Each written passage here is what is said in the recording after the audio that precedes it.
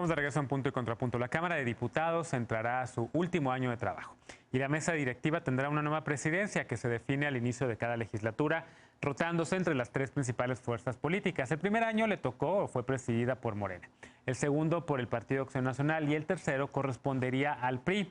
Pero el Partido del Trabajo, el PT, busca rebasar por la derecha y aumentar el tamaño de su bancada para poder presidir la mesa directiva. ¿Se vale esto? Veamos el contexto. Según el acuerdo fundacional de la presente legislatura, la presidencia de la mesa directiva en la Cámara de Diputados para el tercer año corresponde al Partido Revolucionario Institucional, pero el Partido del Trabajo busca obtener esa posición.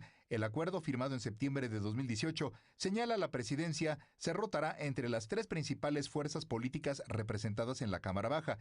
El primer año el cargo correspondió a Porfirio Muñoz Ledo de Morena, el segundo, aún vigente, a Laura Rojas del PAN, y el tercer año, que debe hacerse el próximo 1 de septiembre, corresponde al PRI, cuya bancada la integran 46 diputados.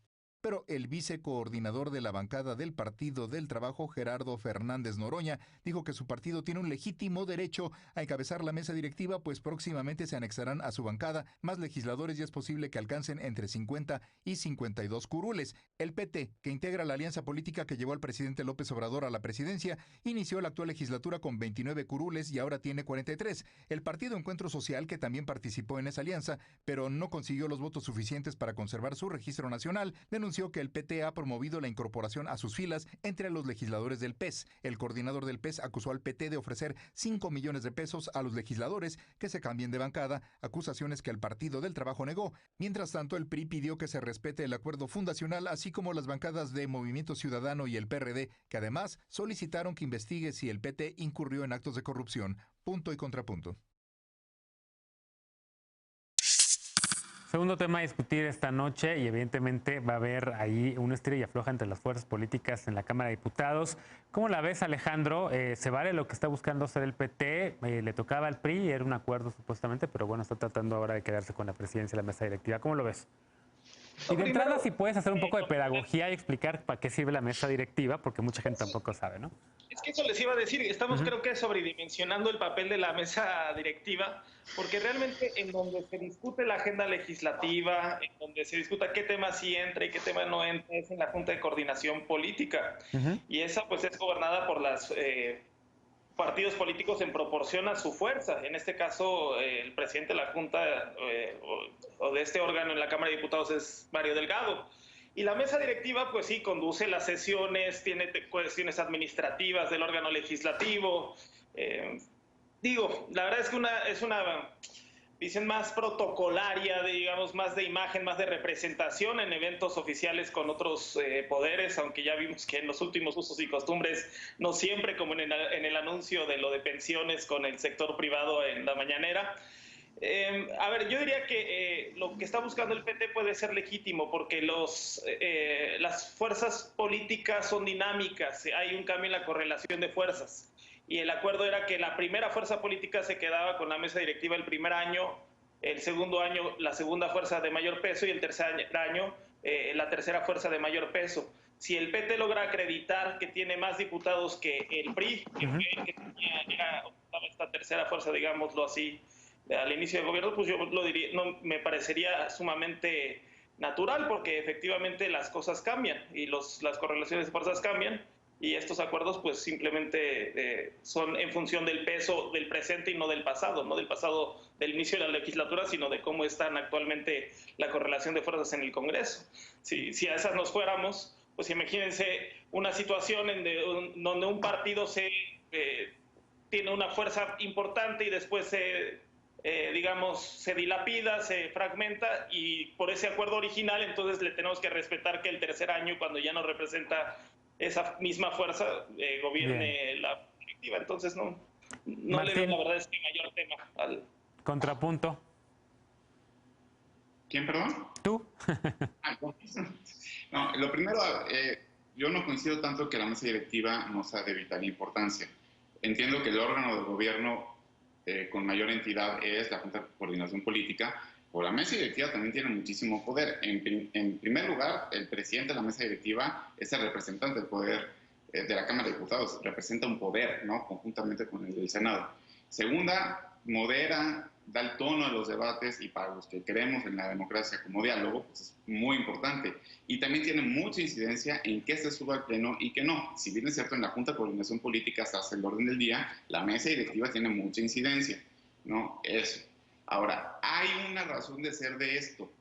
En 1997, cuando el PRI pierde la mayoría de la Cámara de Diputados, ¿no? Que ya hay oposición y que se supone que es cuando inicia la transición, en el 99 las fuerzas opositoras promueven una reforma a la ley orgánica del Congreso General.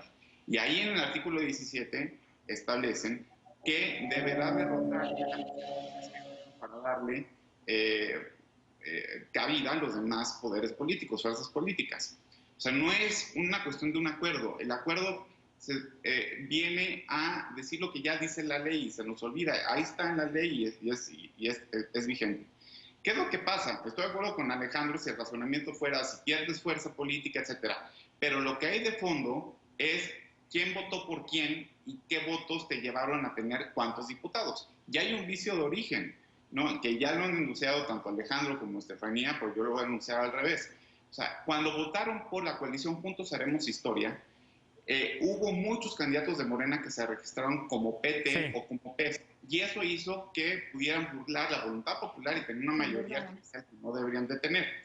La pregunta es, ¿cuántos del PT ahorita realmente son del PT y cuántos son de Morena? Porque si no son del PT, entonces realmente estaría repitiendo Morena. Esa es la cuestión más difícil. No es cualquier cosa. Bien. Entonces, pues, estamos haciendo mayorías artificiales y fraudes a la voluntad popular posterior a la votación. ¿Fraudes a la voluntad popular, Villagrán? Que sí.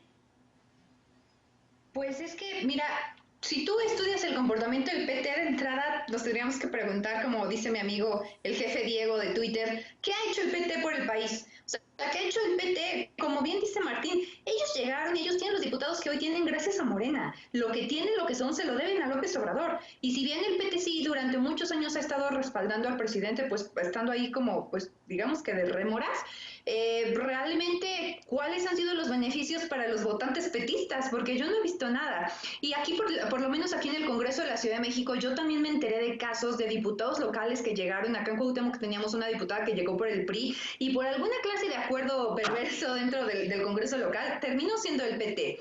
Entonces, los grupos, pues en los congresos, pues están haciendo esta clase de acuerdos. Un diputado del PES, Jorge Argüelles, estaba señalando que se les estaba ofreciendo a sus diputados, o sea, diputados el PT le estaba ofreciendo a diputados del PES hasta 5 millones de pesos para pasarse con ellos. Entonces yo creo que eso también, digo, se tiene que comprobar, pero si ya se está diciendo, sabemos que esa clase de cosas pasan en las esferas de la Cámara de Diputados. Y a mí sí me resulta preocupante porque, como lo dijo Juan Carlos Romero Hicks, el coordinador del PAN en el Congreso, a ver, el acuerdo que se firmó el 5 de septiembre del 2018 se basa en la votación inicial con la que llegaron los partidos. Sí, en este momento ya cambiaron las cosas, pero el argumento de mi compañero Alejandro resulta tan absurdo como decir que entonces porque el porcentaje de representatividad de un partido cambia de un año a otro, entonces se le va a dar menos presupuesto este año comparado con el año anterior, ¿no? O sea, porque la simpatía ya cambió. O sea, yo creo que esas cosas no. Se tienen que respetar y ese es el problema de la izquierda en las cámaras del Congreso. No quieren respetar los acuerdos.